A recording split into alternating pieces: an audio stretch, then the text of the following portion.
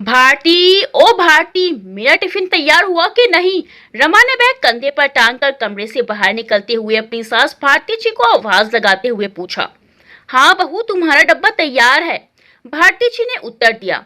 Rama kitchen में गई और अपनी सास द्वारा बनाए हुए टिफिन को खोल कर देखा तो मुंह पिचकाते हुए बोली, अरे ये क्या भारती, तूने परसों ही तो टिफिन में आलू के पराठे दिए थे, आज फिर वही बना दिए हैं। तुझे कितनी बार कहा है कि रोज रोज एक चीज मत दिया कर, रोज एक जैसा खाना खाकर मैं बोर हो जाती हूँ।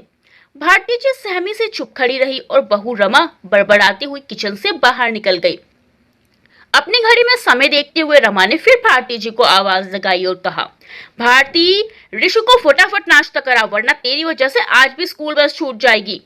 रमा उसी स्कूल में अध्यापिका थी जिसमें ऋषु पढ़ता था। पोते ऋषु और बहू के स्कूल जाने के बाद भारती जी ने नाश्ता किया और किचन समेटने लगी। घर का सारा काम करने के बाद अब वो थककर चूर हो चुकी थी, इसीलिए उनकी आंख लग गई थी। आंख खुली तो ऋषु और रमा के स्कूल से वापस आने का समय हो चुका था। हिम्मत करके उठी और दोनों के आने से पहले ही गर्म गर्म रोटियां बनाकर दोनों के लिए थाली लगा दी। उनका पोता ऋषु उनके हाथ से ही खाना खाया करता था। रमा भी खाना खाने के बाद यह कहते हुए कि शाम को उसने अपनी सहेली आशा को खाने पर बुलाया है तो खाने में कुछ अच्छा बनाना, बोलकर अपने कमरे में विश्राम करने चली गई। भारती जी ने काफी पहले से रात के खाने की तैयारी शुरू कर दी और बहू के कहे अनुसार अच्छे अच्छे पकवान भी बना दिए। घर का सारा काम निपटा कर भारती जी हटी ही थी कि बहू ने उनके हाथ में अपने कपड़े और ऋषु की स्कूल यूनिफॉर्म इस्त्री करने के लिए थमा दी। ऐसा नहीं था कि भारती जी अपनी बहू से प्यार नहीं करती थी, वो तो रमा को बहू नहीं बल्कि बेटी बनाकर बड़े अरमानों से लाई थी। वो खुशी खुशी बहू के सारे काम अपने हाथों से किया करती थी, परंतु जब से रमा का रवैया उनके प्रति बदला और रमा ने उनको बात बात पर अपमानित करना शुरू किया, तब से उनका दिल कुछ टूट सा गया था। देखते देखते बहू का रवैया अब और ज्यादा बदतर हो गया था। अब जब देखो तब रमा फोन पर व्यस्त रहती थी। मुझे ना जाने क्यों आभास होता कि फोन के दूसरी तरफ बात करने वाला व्यक्ति मेरा बेटा तो नहीं है, क्योंकि एक तो दिन में वह व्यस्त रहता है और जब भी फोन करता था तो सबसे पहले मुझसे बात करता, फिर ऋषु और फिर रमा से। उसके कमरे का दरवाजा भी अब काफी समय तक बंद रहने लगा। एक दिन जब फोन पर बात करते उसको काफी समय हो गया तो हिम्मत करके मैंने उससे बड़े प्यार भरे लहजे में पूछा, बेटा किसका फोन है? वहरी भारती, तू तो बड़ी नजर रखने लगी है मुझ पर। मैं चाहे जिससे बात करूं, तुझे इससे क्या लेना देना? मैं बता दे रही हूँ भारती, अपने काम से काम रख। मेरे किसी मामले में टांग अड़ाने की तुझे कोई जरूरत नहीं है, समझी? वरना मुझसे बुरा कोई नहीं होगा, रमा ने तिड़कते हुए जवाब दिया। तो भारती जी सहम कर रह गई। भारती, ओ भारती, मेरे बैग से 100 रुपये लेती जा और शाम को अपनी योगा क्लासेस से आते हुए मेरे लिए नंदू की चाट और रबड़ी लेती आना, रमा ने सास को ऑर्डर देते हुए कहा। ठीक है बहू, भारती जी ने उत्तर दिया। वह रमा के कमरे से बैग से पैसे लेने गई। जैसे ही बैग की चेन खोली उनकी आंखें दंग रह गई। रमा के बैग में सिगरेट का पैकेट था। भारती जी ने पैसे लेकर चेन बंद कर दी और अपनी योगा क्लासेस के लिए निकल पड़ी, परंतु उनका सारा ध्यान अभी भी उस सिगरेट के पैकेट पर अटका हुआ था। उनके अनुमान के अनुसार या तो रमा छुप छुप कर सिगरेट पीती थी या तो फोन के दूसरी तरफ जिस व्यक्ति से रमा दिन भर बातों में व्यस्त रहती, यह उसका पैकेट हो सकता था। परंतु बिना सत्य जाने उन्होंने किसी भी निष्कर्ष पर पहुंचना उचित नहीं समझा। लेकिन अब वे बहू पर थोड़ी नजर रखने लगी थी। अगले ही दिन बहू फोन पर बात करते करते छत पर चली गई। भारती जी भी ऋषु को सुलाकर कुछ समय बाद छत की सीढ़ियों पर रमा की बातें सुनने के लिए चुपचाप दबे पांव खड़ी हो गई। क्या यार मुकुल, तुम भी कमाल करते हो। अच्छा ये सब बातें छोड़ो, ये बताओ कि ट्यूसडे को स्कूल के बाद कहाँ घुमाने ले चल रहे हो? वाओ, मिलन पॉइंट, वह तो मेरा फेवरेट रेस्टोरेंट है। बहू के मुंह से किसी अनजान व्यक्ति का नाम सुन भारती जी जैसे स्तब्ध रह गई। उनके पैरों तले जमीन ही खिसक गई हो। जिसकी शंका थी आखिर वही हुआ। रमा उनके बेटे को ना जाने कब से धोखा दे रही थी। सीढ़ियों पर खड़े अचानक भारती जी का सिर चकराने लगा और सीढ़ियों पर रखा गमला उनके पैर से टकराकर नीचे गिर गया। भारती जी डर गई और जल्दी जल्दी में सीढ़ियां उतरने लगी, परंतु रमा ने उनको नीचे जाते देख लिया। रमा फोन बंद करके तुरंत नीचे आई। उसके चेहरे का रंग कुछ सफेद सा पड़ गया था, परंतु उसने अपने चेहरे के रंग को छुपाते हुए तड़कते हुए लहजे में सांस की चोटी कसकर पकड़ते हुए पूछा, क्यों रे बुढ़िया, तू मेरी जासूसी करेगी अब? बोल, तू इस समय क्या करने गई थी छत पर, और तूने क्या क्या सुना? बोल जल्दी बुढ़िया, नहीं तो। नहीं बहू नहीं, मैंने कुछ नहीं सुना, मुझे छोड़ दो बहू, मैं सच कहती हूँ, मैंने कुछ नहीं सुना। बुढ़िया, अगर तूने किसी को कुछ भी बताया ना तो तेरे टुकड़े टुकड़े करके कुत्तों को खिला दूंगी, समझी? रमा सास को दड़बड़ाकर अपने कमरे में आई तो तुरंत मुकुल को फोन लगाया। मुकुल यार, आज तो बहुत बड़ी गड़बड़ हो गई है। मेरी बुढ़ी सास ने छुपकर हमारी सारी बातें सुन ली हैं। ओहो रमा यार, ये तो अनर्थ हो गया। अगर उसने अपने बेटे को ये सब बता दिया तो तुम्हारा पति हमें सूली पर लटका देगा, मुकुल ने घबराहट में कहा। अब क्या करें मुकुल, प्लीज कुछ बताओ ना तुम, रमा ने भी घबराते हुए पूछा। इसका एक ही रास्ता है रमा, इससे पहले ये अपने बेटे को कुछ बताए, क्यों ना हम इसे ही रास्ते से हटा दें। क्या मतलब तुम्हारा मुकुल, मैं समझी नहीं। अरे मेरा मतलब है कि टपका डालते हैं बुढ़ी को। बोलो क्या कहती हो तुम, क्या यह संभव है, रमा ने पूछा। हाँ क्यों नहीं, अरे बूढ़ी हड्डी है, गले पर हाथ रखो तो मर जाए। वैसे भी अब बुढ़ी के दिन ही कितने बचे हैं, मर भी गई तो कौन सा आफत आ जाएगी। लेकिन मुकुल, हम बुढ़िया को घर में मारने का रिस्क नहीं ले सकते। कुछ ऐसा उपाय सोचो कि सांप भी मर जाए और लाठी भी ना टूटे, रमा ने मुकुल से पूछा। अरे रमा तुम चिंता मत करो, इसका भी उपाय है मेरे पास।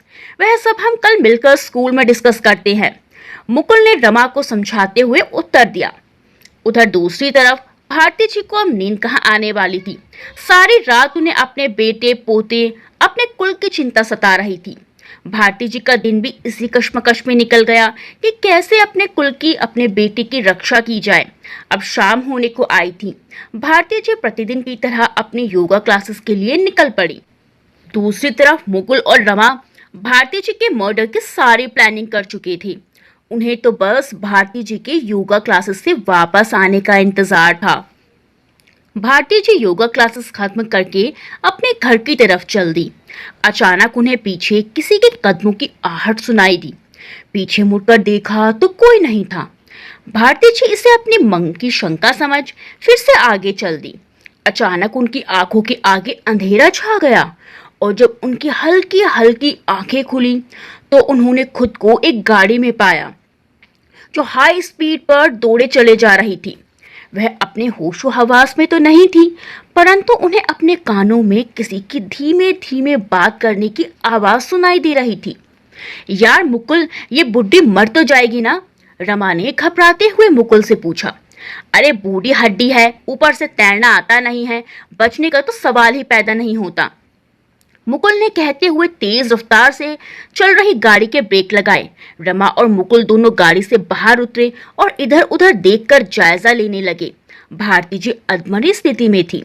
इससे पहले वो पूर्णतः होश में आती, दोनों ने उनके हाथ पांव पकड़ गोदावरी नदी के पुल से धक्का दे डाला। रमा और मुकुल दोनों पहले ही डरे हुए थे। इससे पहले उन्हें वहां कोई देखता तेज रफ्तार से गाड़ी भगा वहां से भाग निकले। उधर भारती जी को पानी में गिरते ही जैसे ही होश आया, वह छटपटाकर अपने हाथ पैर मारने लगी, परंतु उनके मुंह से अभी भी कुछ नहीं निकल पा रहा था। वहीं तट पर बैठे एक लड़के ने जब देखा सामने कोई डूब रहा है तो तुरंत पानी में डुबकी लगा भारती जी को बचाकर किनारे पर ले आया। भारती जी अधमरी हालत में थी, उनके पेट में पानी भर चुका था। राहुल ने उनका पेट भींचकर पानी निकाला, उनके हाथ पैर सहलाए, तब जाकर उनको थोड़ा होश आया, परंतु वह बहुत ज्यादा डरी हुई थी और दहाड़े मार मार कर रोए जा रही थी। उनकी हालत किसी पागल इंसान जैसी हो गई थी। होंठ नीले पड़ चुके थे। डरी सहमी भारती जी का शरीर थर थर कांप रहा था। उनको सांस लेने में भी कठिनाई हो रही थी। राहुल लगातार उनको सहलाए जा रहा था और उनको चुप कराने की कोशिश कर रहा था। राहुल ने जैसे ही भारती जी से पूछा कि माँ जी, आप नदी में कैसे गिर गई, भारती जी फिर से बदहवास होने लगी। राहुल बिना कुछ भारती जी से पूछे उन्हें फटाफट अपने घर ले आया, लाकर बेड पर लेटाया और लगातार उनके हाथ पांव सहलाता रहा। भारती जी ने आंखें खोली तो राहुल ने फिर से पूछा, माँ जी क्या आप ठीक हैं? उनके तो जैसे होंठ सिल गए थे, पूरा शरीर थर थर कांप रहा था। वो कुछ भी बोलने की स्थिति में नहीं थी। माँ जी सबसे पहले आप ही गीले कपड़े उतार दीजिए, तब तक मैं आपके लिए गर्म गर्म चाय बनाकर लाता हूँ। राहुल ने अपनी माँ की साड़ी भारती जी को देते हुए कहा। राहुल इस घर में अकेला रहता था। उसके माँ पिता की मृत्यु हो चुकी थी। अब वह घर पर ही बच्चों को होम ट्यूशन दिया करता था, जिससे उसकी अच्छी खासी इनकम हो जाया करती थी। वह संध्या के समय गोदावरी नदी के तट पर समय बिताया करता था, या खाली समय में वह हॉरर मूवीज देखता था। हॉरर फिल्मों का तो वह बड़ा ही शौकीन था। आज भी वह बच्चों को ट्यूशन देकर और अपने लिए खाना बनाकर रोज की तरह तट पर ठंडी हवाओं का आनंद ले रहा था। माँ जी, अब आप कैसा महसूस कर रही हो? क्या मैं डॉक्टर को बुलाकर लाऊं? राहुल ने भारती जी को चाय का कप पकड़ाते हुए कहा। नहीं बेटा, मैं ठीक हूँ, भारती जी ने धीमे स्वर में सहमे हुए कहा। माँ जी, आप कौन हैं और आप नदी में कैसे गिरी? राहुल ने आश्चर्यचकित होकर भारती जी से सवाल किया। इतना सुनना था कि भारती जी फिर से फूट फूट कर रोने लगी। वह अभी भी डरी हुई थी। राहुल ने उन्हें सांत्वना दी, चुप कराया और कहा, माँ जी आप रोइए मत, अभी आपको विश्राम की आवश्यकता है। आप थोड़ा सा खाना खा लीजिए और फिर आराम करिए, हम कल आराम से बात करेंगे। राहुल ने माँ जी को थोड़ा खाना खिलाया और सुला दिया। अगले दिन जब भारती जी उठी तो फिर जोर जोर से रोने लगी। उनके दिल और दिमाग को जैसे सदमा सा लग गया था। राहुल ने उन्हें चुप कराकर नाश्ता कराया और कहा, आप डरिए नहीं माँ, आप मुझे बताइए क्या हुआ है, ताकि मैं आपकी कुछ मदद कर सकूं। माँ जी, मैं आपके बेटे समान हूँ, कृपया मुझे बेझिझक बताइए। राहुल ने भारती जी को चुप कराते हुए कहा। बेटा, मेरा नाम भारती देवी है, मैं पास ही के गांव रामपुर की रहने वाली हूँ। मेरे पिताजी कर्नल अमरदीप कौर आर्मी में थे। मैं अपने माता पिता की इकलौती बेटी थी और साथ में दोनों की लाडली भी। दोनों माता पिता मुझे जी जान से प्यार करते थे। मेरी छोटी से छोटी इच्छा भी उनके लिए बहुत मायने रखती थी। पिताजी के शहीद हो जाने के बाद मेरी माताजी हरप्रीत कौर ने मेरा विवाह पिताजी के ही एक दोस्त कर्नल ओम प्रकाश जी के बेटे मोहनलाल जी से कर दिया। मोहनलाल जी के बैंक में प्राइवेट जॉब थी। वह बड़े सज्जन और विनम्र स्वभाव वाले व्यक्ति थे। सभी लोग उनका बड़ा आदर सम्मान किया करते थे। मोहनलाल जी मुझे भी अत्यधिक प्रेम करते थे। पूरे 2 साल बाद मेरे आंगन में नन्हा सा फूल खिला, मेरा प्यारा बेटा अजय। हम सब बहुत खुश थे, परंतु मेरे सास ससुर की हरिद्वार जाते वक्त कार दुर्घटना में मृत्यु के पश्चात से मेरे पति अत्यंत दुखी और उदास रहने लगे थे। फिर ना जाने कब कौन सी मनहूस घड़ी में उन्हें शराब की गंदी लत लग गई। फिर शराब के नशे में धुत प्रतिदिन घर आना, मुझे गालियां देना उनके लिए सामान्य बात हो गई थी। गालियां तो गालियां, अब तो उन्होंने मार पिटाई तक शुरू कर दी थी। मोहनलाल जी की नौकरी छूटने के बाद जैसे तैसे थोड़े पैसे जमा करके मैंने एक जूस की मशीन खरीदी और जूस बेचने का काम शुरू किया। मैं दिन रात मेहनत करती, जूस बेचकर जो पैसे आते मैं उन्हीं से घर कर चलाती थी और अपने बेटे की स्कूल की फीस भी भरती थी। शराब की लत ने मोहनलाल जी को ऐसा बना दिया था जैसे वो कभी ना थे। जूस बेचकर कमाए हुए पैसे भी बहुत बार मुझसे छीन लिया करते थे, इसीलिए मुझे पैसे छुपा कर रखने पड़ते थे। मेरा प्यारा बेटा अजय उस समय 10 बरस का था। वह बचपन से ही बड़ा बुद्धिमान और संवेदनशील था। मुझे बड़ा प्रेम करता था। जब मोहनलाल जी मुझ पर हाथ उठाते तो वह अपने पिता का विरोध करता और मेरे सामने आकर खड़ा हो जाता। मेरे हिस्से की मार भी खुद खा लेता था। वह अपने पिताजी को समझाता भी था। मोहनलाल जी की तबीयत अब दिन प्रतिदिन बिगड़ने लगी थी। अनेक बीमारियों ने उन्हें घेर लिया था। टीबी के साथ साथ उनके लिवर पर भी शराब का बुरा असर पड़ने लगा था। लिवर खराब होने के कारण एक दिन वो इस दुनिया को अलविदा कह गए। उनकी मौत का मुझे बहुत सदमा हुआ। मैं जैसे टूट सी गई थी। पति आखिर पति ही होता है। उनका सहारा, उनका नाम ही मेरे लिए काफी था। मानती हूँ कि उनके जीवित रहने पर उनकी वजह से मैंने अनेक कठिनाइयों का सामना किया, परंतु उनके जाने के बाद भी कौन सा कम मुश्किलें आई। एक अकेली औरत के लिए अपने बच्चे को पालना अत्यधिक कठिन होता है। तब मैंने और ज्यादा मेहनत की, क्योंकि मुझ पर मेरे बच्चे की जिम्मेदारी जो थी उसे पढ़ा लिखा कर काबिल बनाना था। उनको उच्च शिक्षा दिलवाने के लिए मुझे और अधिक पैसों की आवश्यकता थी। इसीलिए मैंने अपना जूस का काम धीरे धीरे बढ़ाना शुरू किया और देखते ही देखते कई मशीनें और लगा ली। 2-3 लोगों को काम करने के लिए भी रख लिया। पैसे जमा करके बड़ी मुश्किलों से मैंने अपने बेटे को पढ़ने दिल्ली भेज दिया, जहां उसने अपनी आगे की पढ़ाई पूरी की। मैंने और मेरे बेटे ने जो मेहनत की थी, भगवान ने अब उसका फल हमें दे दिया था। पढ़ाई पूरी होने के पश्चात दिल्ली में ही एक अच्छी कंपनी में उसकी बड़ी अच्छी नौकरी लग गई। अब मेरे बेटे ने मुझसे कहा कि माँ, आपने सारा जीवन अपना कठिनाइयों में बिताया है, अब भगवान की दया से मेरी अच्छी नौकरी लग गई है, तो आप ये जूस का काम छोड़ दीजिए, अब आप घर पर रहिए। वैसे भी इस उम्र में अब आपको आराम की जरूरत है। बेटे की बात मानकर मैंने भी काम करना छोड़ दिया और अब घर पर ही समय व्यतीत करने लगी थी। परंतु अकेले होने के कारण मेरा घर में मन नहीं लगता था। कभी मोहनलाल जी की यादें मुझे घेर लेती, तो कभी अजय की।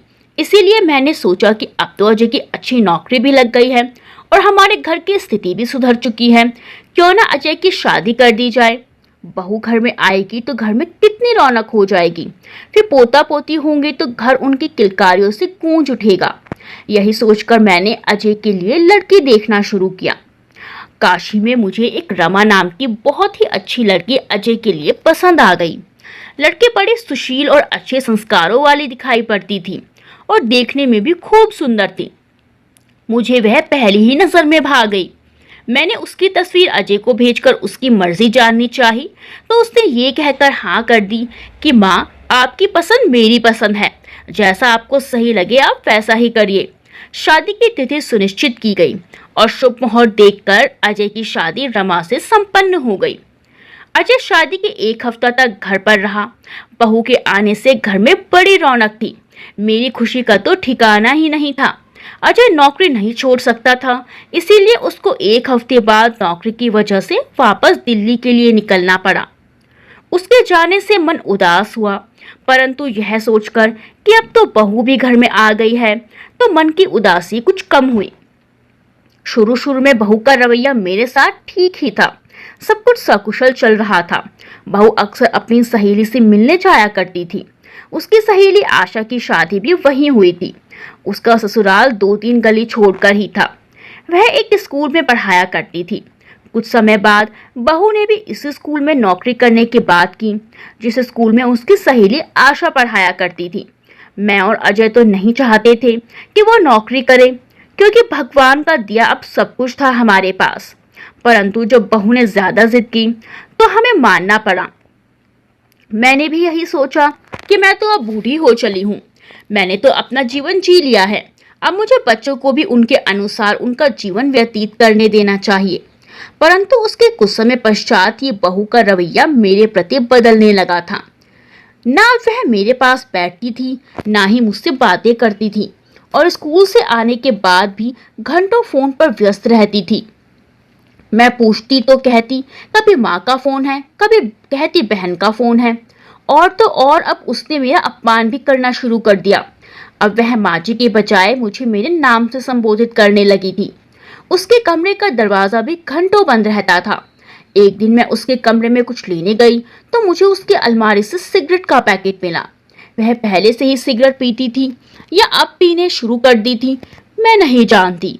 मेरे होश तो तब उड़े जब मैंने उसे किसी मुकुल नाम के अनजान लड़के से बातें करते हुए रंगे हाथों पकड़ लिया। मेरा शक तब यकीन में बदल गया। ना जाने कब से वह हमें धोखा दे रही थी। उसने मुझे बहुत डराया धमकाया ताकि मैं चुप रहूं, परंतु वह मुझे जान से मारने का इंतजाम कर रही थी, ये मैं नहीं जानती थी। मुझे बस इतना याद है कि मैं योगा क्लासेस से वापस आ रही थी। उसके बाद मेरी आंख खुली तो मैं कार में थी। मुकुल और रमा की थोड़ी थोड़ी बातें सुनाई आ रही थी, परंतु मैं बदहवासी की हालत में थी। उसके बाद मैंने अपने आप को पानी में पाया। मुझे लगा जैसे अब मेरी मृत्यु निकट है। अगर तुम वहां नहीं होते तो। इतना कहकर भारती जी रोने लगती हैं। उसी रात रमा और मुकुल जल्दी जल्दी घर वापस आते हैं। रमा काफी डरी हुई थी, परंतु मुकुल उसे समझाता है और उसके पति अजय को फोन करने के लिए कहता है। रमा अपने डर पर काबू पाकर अजय को फोन लगाती है और बोलती है, अजय, माँ जी योगा क्लासेस से अभी तक घर नहीं आई हैं। मैं उनके योगा सेंटर गई थी। वहां पर पता चला कि वो क्लासेस होने के बाद घर के लिए निकल गई थी। मुझे बहुत टेंशन हो रही है अजय। रात भी हो चली है, ना जाने माँ जी कहाँ होंगी। हे भगवान। अजय रमा की बात सुनकर चौंक जाता है और रमा से आस पड़ोस में भी पूछने के लिए कहता है। मैंने आस पड़ोस में उनको सब जगह ढूंढ लिया है, सब जगह पूछ लिया है, परंतु वो मुझे कहीं नहीं मिली। रमा ने अजय की बात का जवाब देते हुए कहा, अजय तुम प्लीज जल्दी घर आ जाओ। मुझे माँ जी की बड़ी चिंता सता रही है। अजीब अजीब शंकाएं मन में उभर रही हैं। रमा ने फिर कहा, रमा तुम चिंता मत करो, मैं अभी घर के लिए निकल रहा हूँ। मेरे आने तक तुम घर में रहना और खिड़की दरवाजे सब बंद रखना। कुछ भी पता लगते ही मुझे फोन करना।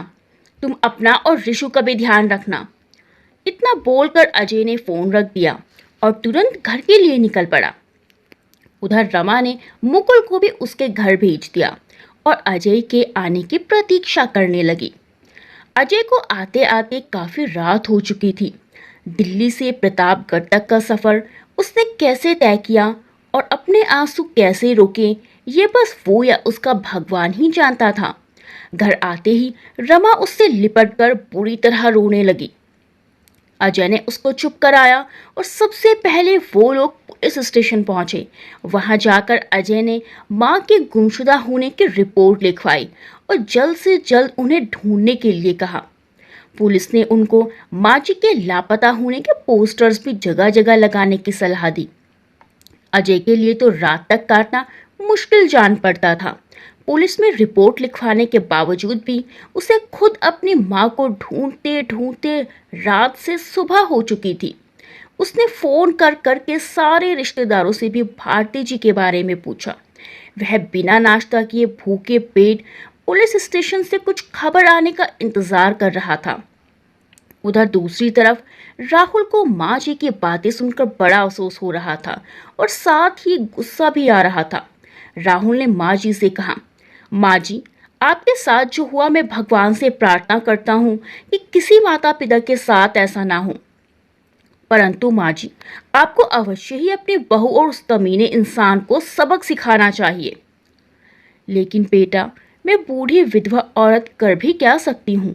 भारती जी ने अपनी आंखों से छलकते हुए आंसुओं को रोककर कहा, माँ जी, वही तो, आप एक नारी हैं। आप नहीं जानती कि आप में अपार शक्ति छुपी हुई है। आप वह नारी हैं जिसने जीवन की कठिनाइयों को मुंह तोड़ जवाब दिया। आप वही नारी हैं माँ जी, जिसने अपनी बहू पर ममता लुटाई। आप वही नारी हैं जो दुर्गा माँ का रूप धारण कर ऐसी बहू को सबक सिखा सकती हैं। आप एक माँ हैं और एक माँ, एक नारी जब अपनी पर आ जाए तो वो धरती अंबर सब हिलाकर रख देती है। फिर जरा सोचिए माँ जी कि ऐसे क्रूर लोगों को यदि समाज में यूं खुला छोड़ दिया जाए तो ना जाने आप जैसी कितनी माएं, कितने बाप ऐसी घिनौनी साजिशों का शिकार होते रहेंगे, बेमौत मरते रहेंगे। भगवान ने आपको यह दूसरा जन्म इसीलिए दिया है ताकि इन लोगों को उनके हिस्से का दंड देकर आप समाज का उद्धार कर सके। और फिर आपका बेटा अजय, क्या आप उसे यूं ही अकेला मरने के लिए छोड़ देंगी ताकि जो हाल उन लोगों ने आपका किया वही आपके अजय और ऋषु का करें? फिर राहुल ने थोड़ा उदास होते हुए कहा, माँ जी, मेरे अपने सगे माँ बाप तो इस दुनिया में नहीं रहे। अपने माँ बाप के बिना मैं कैसे जीवन काट रहा हूँ यह बस मैं ही जानता हूँ। परंतु हर रिश्ता खून का तो नहीं होता है ना माँ जी। कुछ रिश्ते भगवान एहसासों के भी बनाता है, जैसे इस एक रात में अब आपका और मेरा बन चुका है। आज से मैं आपका बेटा हूँ और आप मेरी माँ। राहुल ने अपनी बात पूरी की। उसकी बात सुनकर भारती जी को जैसे डूबते को तिनके का सहारा मिल गया। उनके भीतर जैसे एक नई ऊर्जा का संचार हो उठा। बोलो बेटा, अब आगे क्या करना है? भारती जी ने पूछा। माँ जी, वो सब आप मुझ पर छोड़ दीजिए, बस जैसा मैं कहता जाऊं आपको वैसा ही करना है। बस अब उठाइए त्रिशूल और कर लीजिए दुर्गा माँ का रूप धारण। अगले दिन राहुल बाजार जाकर जरूरत का कुछ सामान लेकर आता है, जो उनकी आने वाले कुछ दिनों की प्लानिंग में काम आने वाला था। और हफ्ता भर के लिए ट्यूशन के बच्चों की छुट्टी करके रमा और मुकुल से बदला लेने की सारी प्लानिंग कर लेता है। इधर सारी प्लानिंग करके राहुल और माँ जी अपनी पारी खेलने के लिए पूर्णतः तैयार थे। उधर पुलिस भारती जी को ढूंढ ढूंढ कर थक चुकी थी, परंतु उनका कहीं नामो निशान तक ना मिला था। पुलिस ने कहा, हम उनकी तलाश जारी रखेंगे, जैसे ही कुछ खबर मिलती है आपको सूचित कर देंगे। अब अजय पुलिस की तरफ से कुछ अच्छी खबर मिलने का इंतजार करते करते 5 दिन बाद जॉब की वजह से आंखों में आंसू लिए वापस दिल्ली लौट जाता है। इधर दूसरी तरफ सबसे पहले राहुल ने रमा और मुकुल के आने जाने की सारी जानकारी जमा की और आसपास का भी सारा जायजा ले लिया। अगले दिन रात को दीवार फांदकर राहुल मुकुल के घर में गया और उसके सहन में लाल रंग के पैरों के निशान बना डाले। और इस तरह भारती जी और राहुल ने अपनी पहली पारी खेली। मुकुल रात में वॉशरूम जाने के लिए उठा तो अपने आंगन में लाल पैरों के निशान, जो कि उल्टी दिशा में बने हुए थे, देखकर दंग रह गया। निशान देखकर मालूम पड़ता था कि कोई अंदर से बाहर की तरफ गया हो। मुकुल सोच में पड़ गया। अब रात भर उसे नींद कहाँ आने वाली थी। अगले दिन यह बात उसने रमा को बताई, जो वह जोर जोर से हंस पड़ी और बोली कि मुकुल डार्लिंग, कल रात तुमने कुछ ज्यादा ही पी ली होगी। नहीं रमा, वह मेरा वहम नहीं हो सकता, मुकुल ने कहा। परंतु रमा ने उसको चुप करा दिया। रमा को क्या खबर थी कि अगली बारी उसकी है। रात में रमा मुकुल से बात करके सो गई। आधी रात में उसकी किसी की पायल की झनकार से आंख खुली। कौन है? कौन है बाहर? रमा ने अपने डर को छुपाते हुए पूछा। जैसे ही रमा ने पूछा, वह आवाज शांत हो गई। जैसे ही रमा चुप हुई, फिर से पायल की झनकार की आवाज जोर से आने लगी। अब तो रमा डर के मारे थर थर कांपने लगी। उसने सबसे पहले मुकुल को फोन लगाया। फोन नहीं उठाया गया। फिर उसने अजय को फोन लगाया तो अजय ने भी फोन नहीं उठाया। डर के मारे वह पूरी रात जागती रही। सुबह जाकर उसकी आंख लगी, जिसके कारण ना तो वह खुद स्कूल जा पाई और ना ही ऋषु को भेज पाई। कुछ 10 बजे के आसपास मुकुल के फोन से उसकी आंख खुली। मुकुल ने स्कूल न आने का कारण पूछा तो उसने रात की घटना का वर्णन किया। अब तुम्हें पता चला कि मैं मजाक नहीं कर रहा था रमा, मुकुल ने रमा की बात सुनकर कहा। फिर वह बोला, तुम चिंता मत करो, हम कुछ करते हैं इस बारे में। स्कूल के बाद मुकुल रमा से मिलने उसके घर आया। रमा, अगर तुम कहो तो मैं आज रात तुम्हारे पास रुक जाऊं, मुकुल ने रमा से पूछा। नहीं नहीं मुकुल, ऐसा संभव नहीं है। ऋषु को इन सब से मैं दूर ही रखना चाहती हूँ।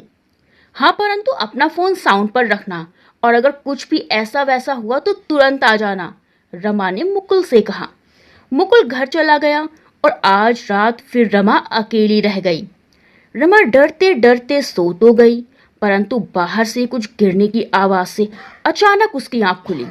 जैसे ही रमा बेड से उठी और दरवाजा खोला तो किसी की काली परछाई नजर आई। बस फिर क्या था, वह तो दरवाजा बंद करके वापस अपने बिस्तर में जा घुसी। मिनट से पहले मुकुल को फोन लगाकर घर बुला लिया। मुकुल, यह सब आखिर क्या हो रहा है? कहीं ये भारती की आत्मा तो नहीं? रमा ने डरते हुए मुकुल से पूछा। नहीं नहीं रमा, ऐसा कुछ नहीं है, मुकुल ने रमा की बात काटते हुए कहा। पर मुकुल, जब से हमने भारती को मारा है तब से ही ऐसी घटनाएं घट रही हैं हमारे साथ। अभी दोनों बातों में ही व्यस्त थी कि अचानक लाइट चली गई और जब लाइट वापस आई तो दोनों की डर के मारे आंखें फटी की फटी रह गई। सामने लगे ड्रेसिंग टेबल के मिरर पर खून से लिखा था, तुम दोनों की मृत्यु निश्चित है। अब डर के मारे दोनों कांपने लगे थे। रमा, हमें लगता है कि इस बारे में पुलिस में रिपोर्ट लिखवानी चाहिए। मुकुल ने डरते हुए रमा से कहा। Mukul, are you mad? दिमाग तो ठीक है ना तुम्हारा? तुम भूल गए कि अभी कुछ दिन पहले हमने किसी का मर्डर किया है। पुलिस अभी तक भारती को ढूंढ रही है। ऊपर से अगर हम रिपोर्ट लिखवाते हैं तो पुलिस को सबसे पहला शक मेरे ऊपर होगा। रमा ने दांत भींचते हुए कहा। यार रमा, सास वह तुम्हारी थी, मेरी नहीं, मुकुल ने भी चिढ़ते हुए जवाब दिया। मुकुल, तुम सच में डर के मारे पागल हो गए हो। अरे जब पुलिस मुझे पकड़ेगी तो दूसरा नंबर तुम्हारा होगा ना, रमा ने फिर कहा। अच्छा बाबा चलो, अब हम बहस नहीं करते। ऐसा करते हैं, कल पुजारी जी को बुलवाकर हम दोनों के घर में हवन करवाता हूँ, मुकुल ने रमा को तसल्ली देते हुए कहा। अगले दिन दोनों ने पंडित जी को बुलवाकर पहले रमा के और फिर मुकुल के घर में हवन करवाया। पंडित जी दोनों के घरों की शुद्धि करके चले गए। दोनों के मन को अब थोड़ी शांति मिली। रात के 3 बजे मुकुल के कमरे की टिक टिक करती घड़ी अचानक धम से नीचे गिर गई तो उसकी आंख खुल गई। उसने घड़ी और उसका टूटा हुआ कांच उठाया तो कांच का एक टुकड़ा उसके हाथ में लग गया, जिसकी वजह से खून काफी बह गया था। कटे हाथ के कारण वे अपने लिए टिफिन तैयार नहीं कर पाया, तो उसने सुबह में रमा को फोन करके 2 टिफिन लाने के लिए कहा। रमा ने आलू गोभी की सब्जी और रोटी बना 2 टिफिन तैयार कर लिए। राहुल, जो कि उन दोनों के फोन की कॉल डिटेल्स, चैट आदि हर गतिविधि पर चील की तरह नजर जमाए हुए था, मौका पाकर उसने सब्जी का डब्बा बदल डाला। रमा ने मुकुल के लिए बनाया टिफिन उसको दे दिया था। ब्रेक में जैसे ही उसने टिफिन खोला तो टिफिन देखकर उसकी आंखें चार हो गई। टिफिन में मांस का एक बड़ा सा टुकड़ा था। उसका जी मचलाने लगा और उल्टी करने के लिए जैसे ही वह वॉशरूम की तरफ भागा तो उससे रहा ना गया। उसने स्टाफ रूम में सबके सामने उल्टी कर दी। सब लोग उसे अजीब सी नजरों से देखने लगे। पूरे स्टाफ रूम में अजीब सी दुर्गंध फैल गई थी। रमा को उसने इस बात पर बहुत डांटा क्योंकि वह शुद्ध शाकाहारी था, परंतु रमा नहीं जानती थी कि वह मांस का टुकड़ा डब्बे में कैसे आया। अब इन बातों से मुकुल का सर चकराने लगा था। उधर रमा जैसे ही अपने घर पहुंची वह दंग रह गई। आंगन में उसकी नई साड़ी खून से लथपथ पड़ी थी। यह वही साड़ी थी जो उसकी सासू माँ ने सालगिरह पर उसको उपहार में भेंट की थी। डर के मारे उसका तो गला सूख रहा था, परंतु उसे समझ नहीं आ रहा था कि वह करे तो क्या करे। ना ही तो वह ये सब पुलिस को बता सकती थी, ना ही अजय को, क्योंकि उसे अपने पकड़े जाने का डर जो सता रहा था। कई दिन तक दोनों के साथ इसी तरह की अजीब अजीब घटनाएं घटती रही। उसी रात मुकुल रमा से बात करते करते अपने घर की छत पर जा पहुंचा। अपनी मुंडेर के पास खड़ा वह बातों में व्यस्त था कि दूसरे साइड की मुंडेर पर सफेद उजली साड़ी पहने भारती जी मुंडेर पर बैठी हुई दिखाई दी। सफेद उजली साड़ी, लंबे घने काले बाल जो कमर तक आ रहे थे, लंबे लंबे नाखून, मुंह से टपकता हुआ खून। देखते ही मुकुल की चीखें निकल जाती हैं और उसके पांव जैसे लड़खड़ाने लगते हैं। उसकी पैंट गीली हो चुकी होती है, यहाँ तक कि वह डर के मारे बेहोश हो जाता है। उधर भारती जी और राहुल का हंस हंस कर बुरा हाल हो जाता है और वो दोनों अपने घर चले जाते हैं। इधर मुकुल को जब होश आता है तो रात के 3:30 बजे हुए थे। वह डरते डरते अपने कमरे में आता है। फोन वापस ऑन करता है तो उसमें रमा की कई मिस्ड कॉल होती हैं। वह फोन दोबारा बंद कर देता है। उसका सिर चकराने लगता है। उसकी हालत किसी पागल जैसे होने लगती है।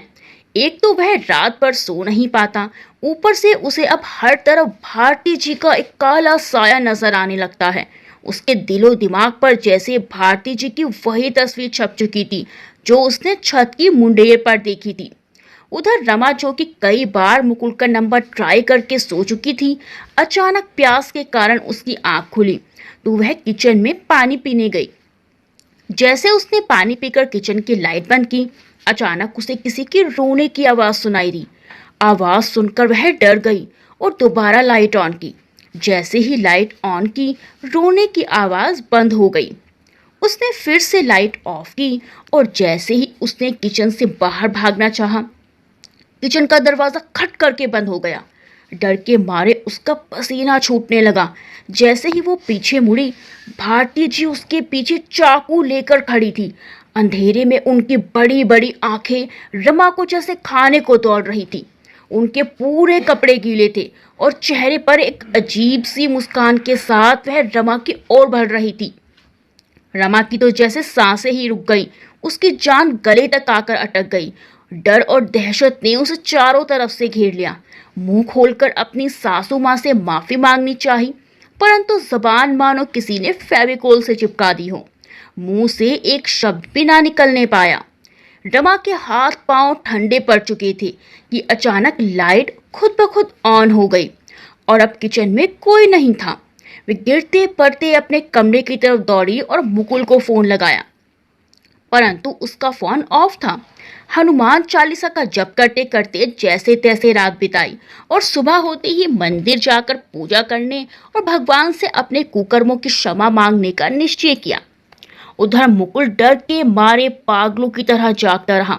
फोन ऑफ कर घर के सभी खिड़की दरवाजे बंद कर उसने खुद को एक कमरे में बंद कर लिया था। अब सुबह के 4 बजने को आए थे। कहते हैं कि मनुष्य को अपने अच्छे और बुरे कर्मों का फल इसी जन्म में भुगतना पड़ता है। ठीक ऐसा ही कुछ मुकुल के साथ हुआ। भगवान ने आज उसे उसी बदहवासी की हालत में लाकर छोड़ दिया था, जिस बदहवासी की हालत में उसने और रमा ने मिलकर भारती जी को नदी में धक्का दिया और मार डाला। उसका दिमाग जैसे घड़ी की सुई चलते चलते रुक जाने की भांति रुक चुका था। कोई आवाज थी जो उसके दिलो दिमाग को झंझोड़ रही थी। ना जाने उसे अचानक क्या हुआ, वह बैठा बैठा उठ खड़ा हुआ। कमरे का दरवाजा खोल बाहर निकला। उसका शरीर जैसे बर्फ की सिल्ली की भांति ठंडा पड़ चुका था। घर का मेन दरवाजा खोल वह बाहर निकल गया और जो उसने चलना शुरू किया, बस वह नंगे पांव भोटे इस अंधेरे में चलता ही जा रहा था। ना जाने कहां और क्यों, बस वह रोबोट की भांति चलता ही जा रहा था। चलते चलते वे उसी नदी के पुल पर पहुंच गया जहां से अभी कुछ दिन पहले भारती जी को अपने स्वार्थ के लिए फेंका था। वह नंगे पांव पुल पर खड़ा हुआ और सीधा नदी में छलांग लगा ली। इस तरह उसे उसके कर्मों का दंड मिल गया। उधर रमा सुबह होते ही मुकुल को फोन पर फोन लगाए जा रही थी, परंतु फोन ऑफ आ रहा था। ऋषि को अकेला घर पर छोड़कर मुकुल के घर जाकर देखना उसने आवश्यक नहीं समझा और यह सोचकर कि हो सकता है मुकुल भी कल रात मेरी तरह सो ना पाया हो, इसीलिए देर तक सो रहा हो और उसका फोन की बैटरी डेड हो गई हो, वह मुकुल के फोन की प्रतीक्षा करने लगी। प्रतीक्षा करते करते अब दिन के 10 बज चुके थे। तभी अचानक फोन बजता है। रमा को लगता है मुकुल का फोन होगा, परंतु फोन की स्क्रीन देखती है तो पता लगता है फोन तो आशा का है। Hello Rama, Rama Mukul is dead. उसने नदी में छलांग लगाकर सुसाइड कर लिया। इतना सुन के फोन झट से उसके हाथों से गिर जाता है। वह चिल्ला चिल्ला कर रोने लगती है, अपना सर पीटने लगती है, परंतु ये आंसू पीड़ा के नहीं, डर के थे। डर उसके दिलो दिमाग पर सवार हो गया था। वह पागलों की तरह खुद से बातें करते हुए बोली, हे भगवान, ये क्या हो गया? ये सुसाइड नहीं, ये मर्डर है। आखिर भारती ने अपना बदला ले ही लिया और अब मेरी बारी है। नहीं नहीं, मुझे ऐसे नहीं मरना। हे माता रानी, मेरी रक्षा कर, मुझे नहीं मरना। अब मैं क्या करूं? भारती मुझे मार देगी। मैं क्या करूं अब? हे भगवान, मैं क्या करूं? पुलिस, हाँ हाँ हाँ, पुलिस ही मुझे अब बचा सकती है। मुझे मुझे मुकुल की तरह नहीं मरना। मैं पुलिस को सब सब सच सच बता दूंगी। बोलते बोलते उसकी जबान लड़खड़ा रही थी। वह डर के मारे नंगे पांव पुलिस स्टेशन की ओर दौड़ी चली जा रही थी। पुलिस स्टेशन पहुंचकर उसने अपना बयान दर्ज करवाया, जो इस प्रकार था। मेरा नाम रमा सिंह है। मैं अजय कुमार सिंह की पत्नी हूँ। मेरे सहयोगी और मैंने मिलकर 24 सितंबर की शाम लगभग 7:30 बजे अपनी सास भारती कौर को गोदावरी नदी के पुल से धक्का देकर मार डाला। मैं अपना जुर्म कबूल करती हूँ। रमा का बयान लेकर पुलिस ने तुरंत अजय को फोन लगाकर जल्द से जल्द प्रतापगढ़ पुलिस स्टेशन आने के लिए कहा और अपनी एक टीम को रमा के द्वारा बताए हुए लोकेशन पर भारती जी का शव ढूंढने के लिए लगा दिया। काफी देर तक पूछताछ करने के बाद पुलिस को पता लगता है कि भारती जी जिंदा हैं और वह राहुल नाम के किसी लड़के के घर में रहती हैं। पुलिस की टीम भारती जी और राहुल को लेकर सीधा थाने आ जाते हैं और राहुल से भी सारा बयान ले लेते हैं। कुछ देर बाद अजय जैसे ही स्टेशन पहुंचता है, सामने अपनी प्यारी माँ को जीवित देखकर अपने माँ से लिपटकर बुरी तरह रोता है। परंतु अभी तक अजय रमा के कुकर्मों से अनजान था, क्योंकि अभी तक पुलिस ने उसको कुछ नहीं बताया था। उसके चुप हो जाने के बाद जैसे ही senior police officer Bhanu Pratap उसे सब बताते हैं, अजय की आंखें दहकती अंगारे की तरह लाल हो जाती हैं। वह सीधा रमा के पास जाता है, जो पुलिस कस्टडी रूम में बैठी होती है। अजय 2 जोरदार तमाचे उसके गाल पर जड़ देता है, परंतु वहां पुलिस उसको कानून अपने हाथ में ना लेने का कहकर रोक देती है। रमा पर अब अटेम्प्ट टू मर्डर की धारा लग चुकी थी और अगले दिन सुबह उसको प्रतापगढ़ कोर्ट में जज के सामने पेश किया गया, जहां भारती जी, अजय, राहुल के सिवा बहुत से और लोग भी मौजूद थे। एक तरफ रमा और दूसरी तरफ भारती जी और फिर राहुल को बारी बारी से कटघरे में खड़ा कर उनका बयान लिया जाता है। कोर्ट, पुलिस और अजय खुद राहुल का तहे दिल से धन्यवाद करते हैं। रमा रो रो कर जज साहब, अपनी सास भारती जी और अपने पति अजय से माफी मांगती है, परंतु ना ही उसको भारती जी माफ करती हैं, ना ही कानून, क्योंकि भारत के संविधान में ऐसे घिनौने कुकर्म के लिए कोई माफी नहीं है। इसीलिए उसको आजीवन कारावास का दंड दिया जाता है। दोस्तों, सच्ची घटना पर आधारित यह कहानी हमारे लिए कई सवाल खड़े करती है। आखिर कब तक बूढ़े माँ बाप इसी तरह घरेलू हिंसा का शिकार होते रहेंगे? आखिर कब तक सरकार द्वारा घरेलू हिंसा के विरोध में बनाई गई नीतियां सिर्फ कागज के पन्नों पर ही सिमट कर रह जाएंगी? आखिर कब तक ऐसी वारदातों के खिलाफ हम आवाज नहीं उठाएंगे? दोस्तों, जो वारदात आज भारती कौर जी के साथ हुई, वह कल आपके या मेरे माता पिता के साथ भी हो सकती है। इसीलिए खुद को जागरूक रखना और दूसरों को भी जागरूक करना बहुत आवश्यक है।